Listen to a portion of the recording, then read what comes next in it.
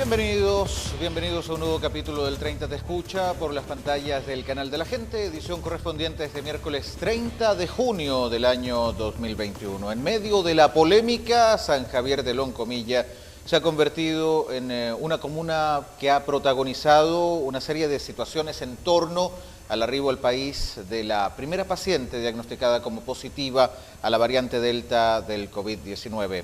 Dimes y diretes a nivel institucional, entre el municipio, entre la autoridad sanitaria y entre la familia de la propia paciente. Pero más allá de esto, hay una preocupación que ha inundado a la comunidad en su conjunto. ¿Qué ocurre en el hipotético escenario de que existiese un brote de esta variante? Queremos salir a despejar algunas dudas dentro de lo que se puede, porque esta es una mutación genética que se conoció en octubre del año pasado y que trajo una serie de estragos en India y, por cierto, también en algunos países del continente europeo. ¿Qué se sabe de la variante Delta? Agradecemos el tiempo y la gentileza que se ha dado para acompañarnos a esta hora de la tarde a la directora del Departamento de Microbiología de la Universidad de Talca, profesora Olga Lobos. Profesora, muy buenas tardes, bienvenida al 30 Te Escucha por las pantallas de Canal 30. Estamos en vivo para Talca, Maule, San Javier, Villalegre y Linares. ¿Cómo está? Buenas tardes. Buenas tardes, José Miguel. Es un agrado compartir con ustedes esta tarde. Bueno, doctora, comencemos por el principio, como se dice trivialmente. ¿Qué es lo que se sabe acerca de la variante Delta? Porque mucho se ha especulado, mucho se ha dicho, pero concretamente y a nivel de los especialistas, ¿cuáles son los antecedentes que se manejan respecto de esta nueva mutación? A ver, la variante Delta es una, como bien lo dice la palabra, es cierto, una variación del SARS-CoV-2, que es el virus que produce el COVID, digamos. Ahora, esta variante se produce porque a nivel genómico, este es un virus ARN, se ha presentado variaciones importantes en cuanto a la secuenciación que tiene este material genético. Por lo tanto, vemos en la variante Delta un conjunto de mutaciones, ¿cierto?, que la hacen diferente al resto de las variantes que son de preocupación a nivel mundial. Son la alfa, la beta, la gamma y hoy día la Delta, ¿cierto?, que la consideramos también como una variante preocupante y no de interés, ¿ya?, porque hay otras variantes que son de interés. A estas se le clasifican como variantes preocupantes.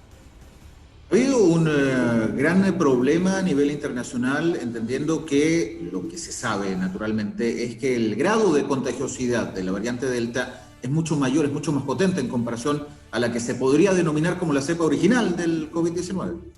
Sí, tiene una transmisibilidad que es superior al 64%. ¿Ya? Por lo tanto, desde esa perspectiva ya se transforma en una variante altamente contagiosa. Y de ahí que viene la designación de variante de preocupante, como se le llama la OMS. ¿Qué significa que sea más contagiosa, doctora Lobos? Significa que es más transmisible, ¿ya?, que puede llegar a mayor velocidad a la población. Básicamente es eso, ¿ya? Y partiendo de un contagio se puede producir, ¿cierto?, a través de los contactos directos, mayor transmisibilidad. Doctora, ¿y cuáles podrían ser los síntomas asociados a un paciente que eventualmente pueda resultar afectado por la variante Delta? Aquí se ha notado, ¿cierto?, que hay una breve variación en cuanto a la sintomatología que produce la Delta. Porque nosotros originalmente hablábamos de COVID, hablábamos de fiebre, de tos, de dolor de garganta, de pérdida del gusto, del olfato, ¿cierto? Bueno, hoy día esas características sintomatológicas se mantienen, sin embargo se suman otras, ¿ya?, que es el dolor de garganta, el dolor de cabeza bastante agudo, en algunos casos, dependiendo de la patología de base que pueda tener el paciente, ¿verdad?, vómitos, malestares gastrointestinales, y las que eran más frecuentes, que eran, por ejemplo, pérdida de gusto y olfato, ya no son tan recurrentes en esta cepa. Se manifiestan, pero en menor grado. El hecho de que haya llegado a nuestro país la primera portadora de esta cepa, en los últimos días también el Ministerio de Salud confirmó el hallazgo de un segundo paciente, un joven proveniente de Armenia. portador también de la variante Delta. Esta situación llega en un momento complejo para nuestro país en términos de hospitalización, en términos de la capacidad asistencial de los principales recintos hospitalarios del territorio nacional. Nosotros estábamos actualmente con cifras a la baja, ¿verdad? Lo que es muy bueno. Sin embargo, no hay que perder de vista que esta es una variante de mayor transmisibilidad. Por lo tanto, hay que mantener, ¿cierto?, los protocolos establecidos en forma estricta. No nos podemos descuidar, porque si bien es cierto, venimos a la baja con los números, ¿ya? Estamos en una época del año que es muy fría, que potencia la actividad del virus, por lo tanto los contagios pudiesen aumentar. Si bien es cierto, tenemos solamente 2 casos en Chile documentados, ¿cierto? Que eso es importante, con variante Delta. No sabemos si al interior de la población puede existir también, ¿cierto?, algún otro paciente que también manifieste Delta, ¿ya? ¿Por qué? Porque no se había hecho un seguimiento, una secuenciación de esta variante antes. Por eso es que el paciente podría haberse contagiado en Chile en algún momento. O sea, no seamos tan alarmistas por ahora, ¿verdad? Pensemos que en realidad ella venía de Estados Unidos con la cepa. Sin embargo, lo que sí hay que tener claro es que mientras no se haga un proceso de secuenciación para buscar la variante Delta, no estamos seguros de si la población o la comunidad manifiesta, ¿cierto?, esta variante en mayor grado, ¿ya? Porque recordemos que según la OMS, esta es la variante que se va a constituir, ¿cierto?, en la cepa pandémica a partir de ahora, ya por la mayor contagiosidad y por la mayor transmisibilidad que tiene. O sea, podríamos empezar a dejar de hablar ya del COVID-19, sino que ya hablar derechamente de la variante Delta en su magnitud absoluta. Se podría hablar de Delta, de COVID-19 por Delta, porque así como en su momento fue Alfa, recordemos que los virus son microorganismos que se van adaptando, van mutando, van evolucionando, y en la medida que encuentren mayores nichos, ¿verdad?, ¿cierto?, o mayores receptores en las células, como en este caso la variante Delta, al parecer tiene mayor afinidad por ciertas células. Entonces, por eso mayoritariamente, ¿cierto?, va a producir un mayor número de contagios, por decirlo de alguna manera. Y está el riesgo de que una persona pudiese contagiarse y requiriese de internación hospitalaria. Claro, o sea, la variante Delta, según los estudios, aumenta al doble el riesgo de hospitalización, ¿ya? No así, no está comprobado que aumente la mortalidad, ¿ya? Eso no se ha comprobado. Sin embargo, sí aumenta el doble el riesgo de que la persona que esté contagiada con Delta sea internada, ¿ya?, y que tenga que usar cama crítica. Doctora Lobos, se habla de una mutación genética, una variante de COVID-19 que, de acuerdo a los estudios desarrollados por especialistas a nivel mundial y también por la propia Organización Mundial de la Salud, habría tenido presuntamente su origen en la India, y a partir de eso ha comenzado su proliferación por el resto del mundo. Es decir, que si llegara al país, en el hipotético escenario de que existiesen brotes masivos, ¿podría haber a su vez una mutación de esta misma cepa en Chile, por ejemplo? Sí. Los virus normalmente, ¿cierto?, se transmiten de una persona a otra, en este caso. Mientras mayor sea el número de contagios, es mayor la posibilidad de que el virus evolucione y mute, ¿ya? Entonces, eventualmente podríamos tener una cepa originada dentro del territorio, digamos, ¿ya?, porque es característico de los virus, ¿cierto?, que tengan esta capacidad mutagénica un poco mayor. Doctora, muchos han insistido en que la comunidad en su conjunto, todas y todos nosotros debemos reforzar nuestras medidas de cuidado, a las cuales ya nos hemos venido acostumbrando en los últimos 16 meses. El uso de la mascarilla, lavado frecuente de manos, también el distanciamiento físico y la ventilación de los espacios de uso común. Pero en este mismo aspecto, ¿qué tan fundamental es para la sociedad civil evitar, por cierto, un contagio o la proliferación de este agente viral? Acá pienso yo que debemos ser rigurosos con los protocolos que se han implementado desde el inicio de la pandemia, pero por sobre todo hay que insistir en el tema de la vacuna, ¿ya? En el tema de la inmunización. Eso es tremendamente importante, porque se sabe, según los últimos estudios que existen, ¿verdad? La vacuna en doble dosis protege de la variante Delta, ¿ya?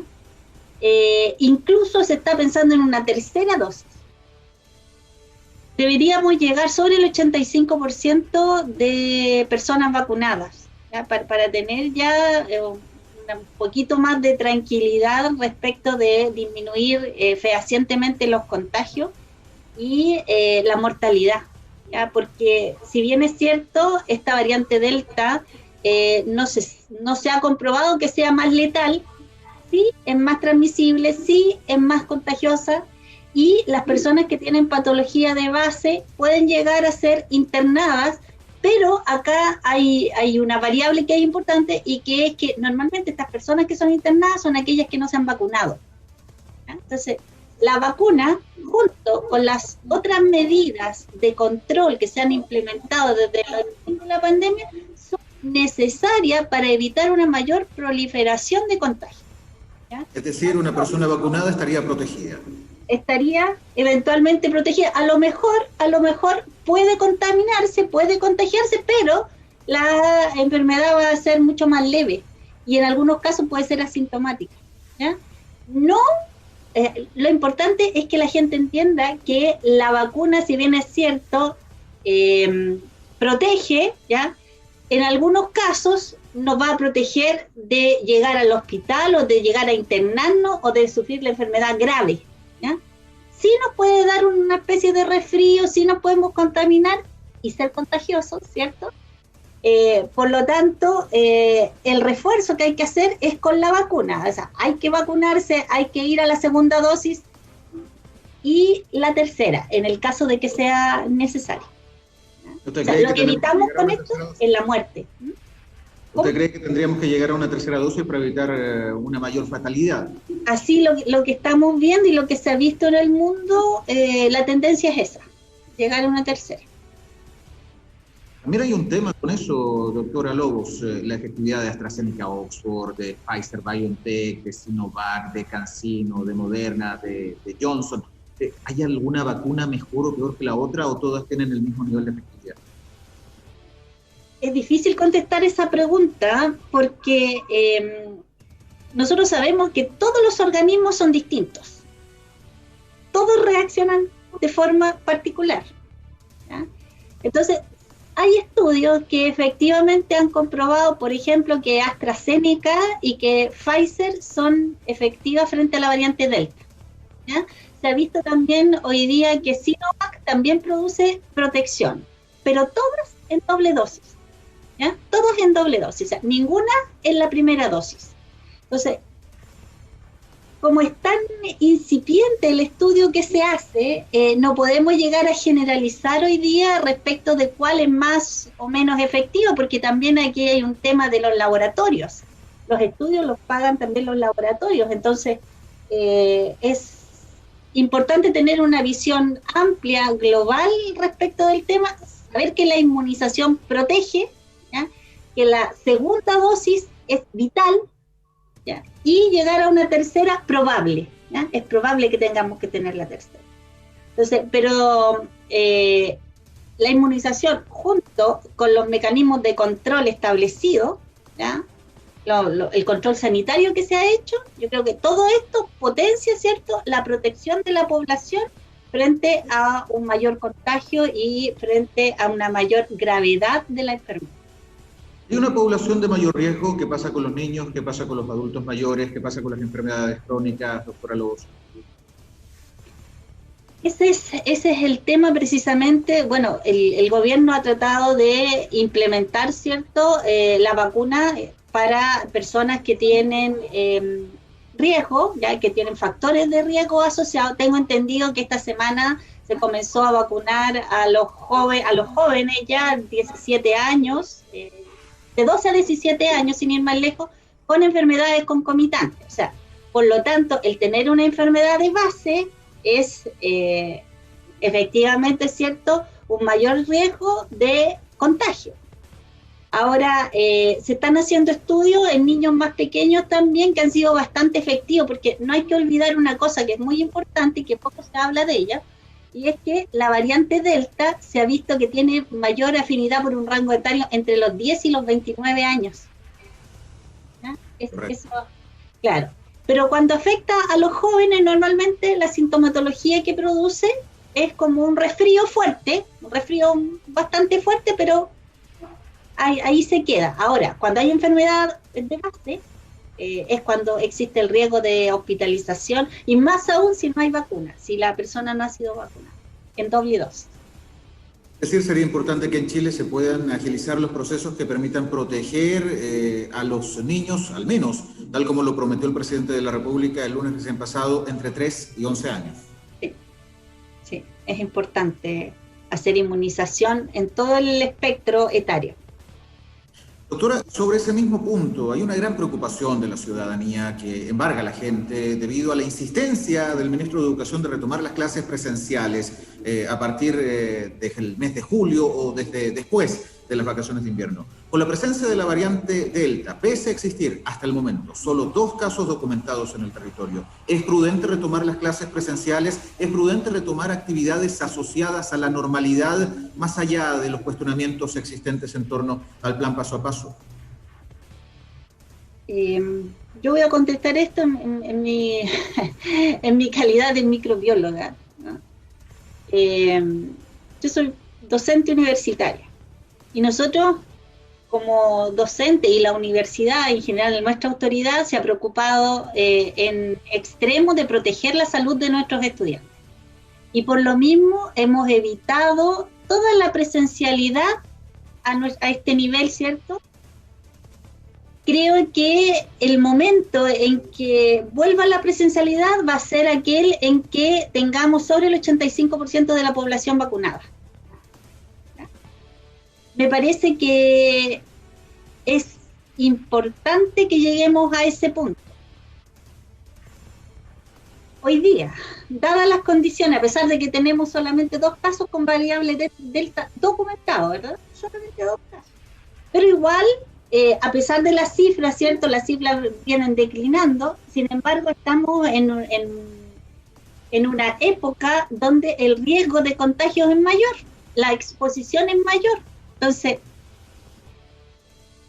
para mí, no me parecería prudente volver ahora ya a las actividades presenciales, ¿ya? Porque me parece que lo más importante es resguardar la salud de nuestros estudiantes y también de las personas que trabajamos con los estudiantes, de los académicos, de los docentes. Tal vez deberíamos llegar a un punto donde el control ya sea mayor en cuanto a la vacuna, donde estemos el mayor número de estudiantes vacunados y de personas en general vacunadas, y ahí poder ya volver considerando también que hay que seguir aplicando los protocolos. A mí me asusta un poco pensar en los niños en los colegios, que aun cuando estén en salas donde hay, no sé, 10 por sala, 12 por sala, ¿cierto?, distanciados socialmente dentro de la sala, pero ¿qué pasa cuando los niños salen de la sala y van al recreo? Igual se va a producir contacto, ¿ya? O sea, es imposible tener el control de absolutamente todas las variables que son incidentes en el aumento de la transmisibilidad. Doctora, por otra parte, usted hablaba de la secuenciación. Para explicarle a grosso modo a nuestros televidentes, la secuenciación es el análisis genético a nivel molecular, a un detalle muy minucioso que permita ir clarificando las muestras que tradicionalmente nos hemos tomado de PCR, el testeo nasofaringeo, al cual también nos hemos tenido que ir acostumbrando. Esa secuenciación en Chile es bastante lenta, aproximadamente demoran 10, 12 días hasta conocerse resultados concretos. Ese proceso de secuenciación debe ser incrementado a objeto de poder mejorar, por decirlo más coloquialmente, la puntería a la hora de poder controlar también la presencia de esta nueva variante en el país. Debería haber una especie de vigilancia frente a eso, ¿cierto? Con un mayor número de secuenciaciones, Con eso tendríamos la respuesta respecto de qué variantes tenemos circulantes en el país. Nosotros sabemos eso, pero no tenemos claro los porcentajes porque no a todos se le hace secuenciación. No todas las cepas se secuencian, ¿ya? La PCR es una técnica que permite identificar, ¿cierto?, determinado virus. En este caso determinamos el SARS-CoV-2. Decimos, sí, efectivamente es el coronavirus. Es esta la cepa que está causando enfermedad sintomatológica en esta persona. Pero la secuenciación va más allá. La secuenciación significa analizar y desmenuzar los genes específicamente dentro de este código que es el ARN, ¿ya? Porque el SARS-CoV-2 que produce COVID, ¿verdad?, es un virus ARN. Entonces nosotros tenemos que leer esa secuencia y analizarla y compararla, ¿cierto?, con las bases de datos ya existentes para saber si la cepa que está infectando a tal paciente corresponde a alfa, beta, gamma, delta o etcétera. Pero es un trabajo minucioso, riguroso, es un trabajo que deben hacerlo solamente profesionales expertos, ¿ya? La mano de obra que se requiere para llegar a ser un número de secuenciación importante en el país, al igual que los recursos, es bastante amplia, ¿ya? En el sentido de que no cualquiera hace secuenciación. Tiene que ser una persona preparada para hacerla. Es más fácil, tal vez, hacer una PCR que hacer la secuenciación de un genoma. Eso es mucho más específico, es algo totalmente, es una técnica muy precisa, ¿ya?, y molecular, es muy minuciosa. Los testeos progresivos tendrían que girar a ese análisis, entonces. Claro, si se pudiera, sería lo ideal si pudiéramos hacerle secuenciación a todas las cepas, pero no se puede hacer eso. Es muy lento. Claro. Deberíamos tener vigilancia en torno a las cepas que hay en el país. Debería haber un centro de vigilancia respecto de las cepas circulantes. Doctora, y en términos de impacto sanitario, ¿considera también de que hubo tal vez errores en los protocolos de manejo, al menos en lo que respecta al primer caso positivo confirmado en el país de la variante Delta? A ver, nosotros como país tenemos la frontera cerrada, ¿cierto? Solamente ingresan al país por razones humanitarias. Ahora, ¿qué me parece a mí que es un error? Saltar esos protocolos, saltar las barreras, ¿cierto?, sanitarias, en el sentido de que si yo debo hacer cuarentena, no la hago. O sea, es responsabilidad mía hacer o no la cuarentena. Yo como persona, ¿verdad?, como ser humano responsable, si vengo de un entorno donde efectivamente los contagios son altos, donde pude haberme contaminado, me hago una PCR antes de salir, ¿cierto?, del lugar de origen, llego, me hago otra, pero tengo que hacer la cuarentena.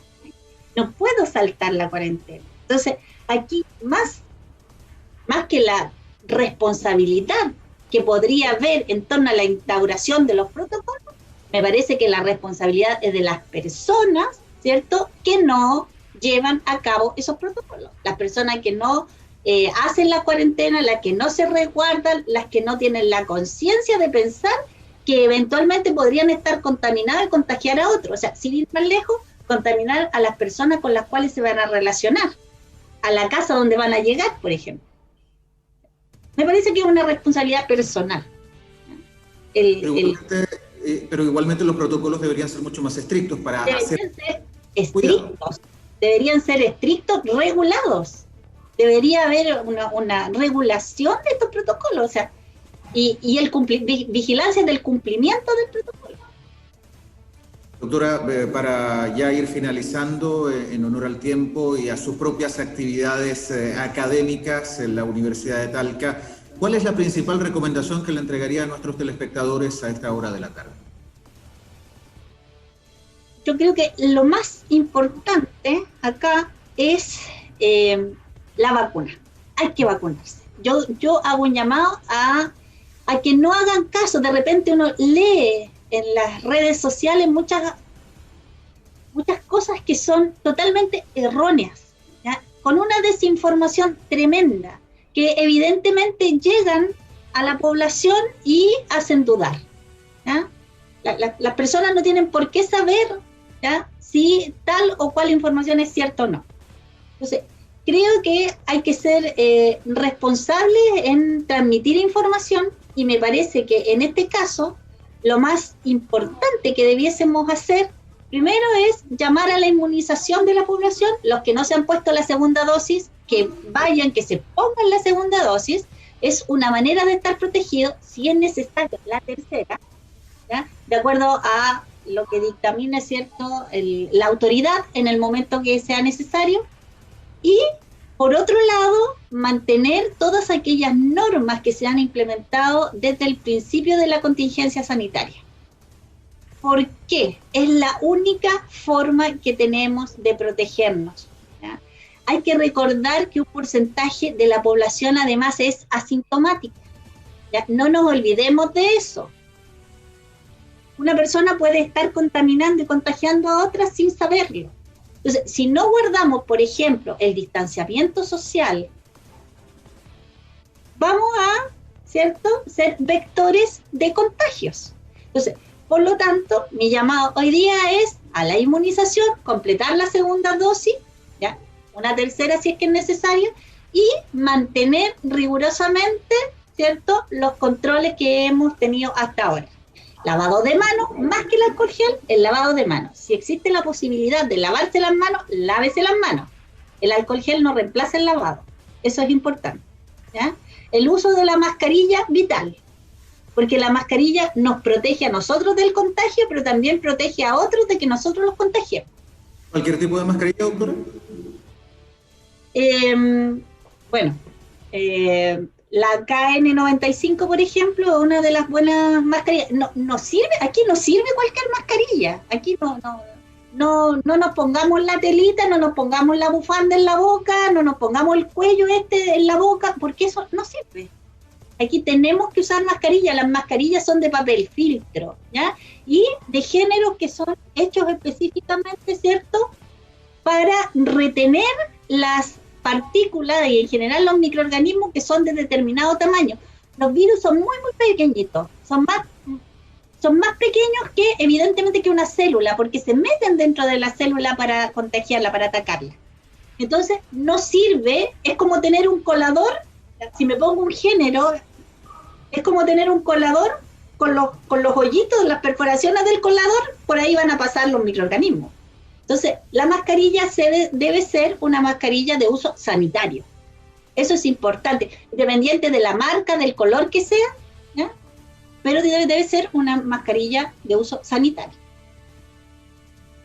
Doctora, le queremos agradecer estos minutos con nuestro programa El 30 Te Escucha por las pantallas del Canal de la Gente y ayudarnos a orientar de una forma didáctica y sencilla en torno a lo que más nos interesa a todas y a todos, la protección de la salud pública, la protección de la comunidad en su conjunto, debido a una serie de dudas, a una serie de errores que quizás se han cometido. Algunas personas que, partamos siempre de la base de la buena fe, han divulgado algunas situaciones que muchas veces son incorrectas. Y por lo mismo es importante aclarar todas las incertidumbres y, por cierto, también sostener un contacto con posterioridad una vez que ya exista mayor claridad acerca del impacto de la variante Delta. Esperemos que no mayormente en nuestro país. Doctora Lobos, muchas gracias por estos minutos.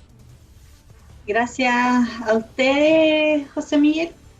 Y el último llamado, ¿cierto?, distanciamiento social. Aunque nos duele un poquito, el distanciamiento social también es algo que hay que mantener, particularmente en estos días.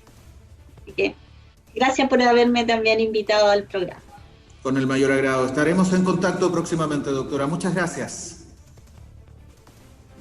La doctora Olga Lobos, directora del Departamento de Microbiología de la Universidad de Talca, que nos ha dado varias luces respecto de una situación que ha generado gran complicación, por no decirlo de otro modo, alarma ante la opinión pública. Muchas dudas en torno a una variante que ha generado más de alguna dificultad. Sin embargo, es importante comenzar a trazar un camino que nos permita combatir de la forma más efectiva posible la presencia de esta variante en nuestra sociedad civil. prácticamente estamos empezando desde cero. Hasta el momento hay únicamente 2 casos documentados de la variante Delta en Chile. Sin embargo, debemos sostener, tal como lo decía la especialista, las medidas de cuidado y resguardo a nivel personal, el uso de mascarillas, lavado frecuente de manos con agua y jabón, por sobre el uso de alcohol gel, inclusive también, aunque nos pese, el uso del distanciamiento físico, mantener el distanciamiento físico, evitar los besos y los abrazos, incluso entre nuestros seres más queridos y directos, y por cierto, la ventilación de los espacios de uso común. Y además, una recomendación hecha por la especialista también en comunicación con nuestro programa: no retomar las actividades masivas, no retomar las actividades grupales y, por cierto, evitar lo que contrariamente indica el ministro de Educación.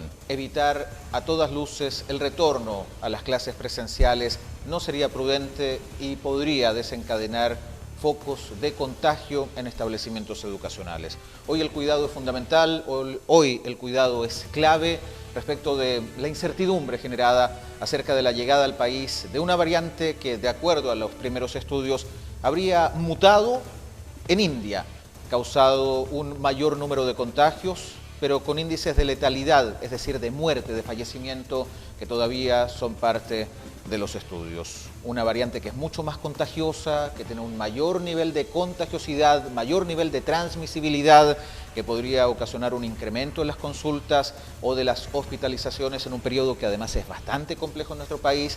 Va asociado también en esta temporada con las enfermedades respiratorias propias del invierno, más la cepa del COVID-19 que permanece en nuestra comunidad hace ya 484 días. Le propongo que hagamos una pausa, enseguida vamos a seguir atendiendo las inquietudes de nuestros televidentes y, por cierto, mucho más en este capítulo del 30 Te Escucha, correspondiente al miércoles 30 de junio del año 2021. Queremos ser muy responsables con nuestra comunidad. Sabemos lo que significa enfrentar un problema bastante difícil y que nos toca muy de cerca. Sin ir más lejos, hace poco más de una semana prácticamente nos enteramos del arribo al país de una mujer que llegó siendo portadora de la cepa Delta del coronavirus. Aclarar dudas, orientar de la mejor manera, con responsabilidad, con respeto, con cuidado y también, por qué no decirlo, con alguna cuota de cariño, para que de una u otra manera usted, nosotros, evitemos ser víctimas de esta nueva cepa.